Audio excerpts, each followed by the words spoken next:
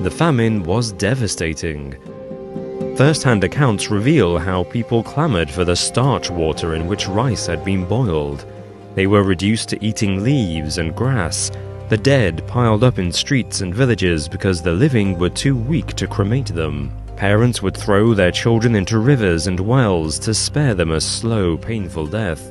Others committed suicide to escape the torment. The survivors were either lucky enough to find work in Calcutta or earned food by prostituting themselves. The people of Bengal depended on grain crops, especially wheat and rice, to survive. In late 1942, a cyclone hit the region, destroying a huge amount of planted grain and triggering an outbreak of fungus that laid waste to yet more crops. As a result, going into 1943, food stocks in Bengal were far lower than normal. Still, those 4 million people could have been saved by a timely supply of food from elsewhere. In 2011, journalist Madhusri Mukherjee uncovered documents which suggest the death toll reached such horrific heights because the Prime Minister of Great Britain, the man in charge of its vast empire, refused to help them. Mukherjee points out that, before the famine even loomed, Winston Churchill's policies directly contributed towards it. In 1942, Japan took control of Burma, Bengal's next-door neighbor.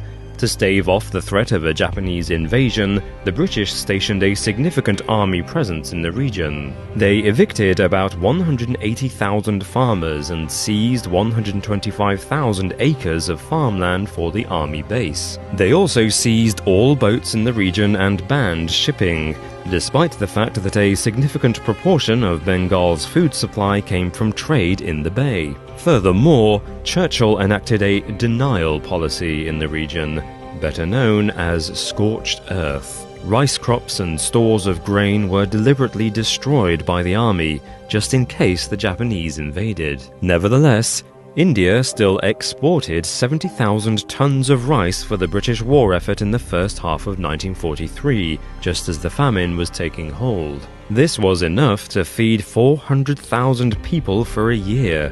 While Bengal was depleting its food stock, Britain, on the other hand, increased its stockpile of food and raw materials to 18.5 million tons.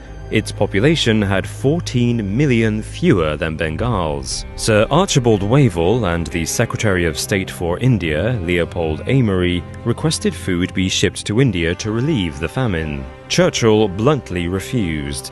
He also refused offers of help from Canada and the United States of America. Australian supply ships sailed right past India and into Europe. Churchill wouldn't let them divert into Bengal to provide food for the starving masses. News and pictures of the famine were censored in Britain, so the British public knew nothing about it. A sketchbook depicting the famine was banned by the British. Churchill's reasoning was simple. The starvation of anyhow underfed Bengalis is less serious than sturdy Greeks. Churchill's racist disregard for India is well documented.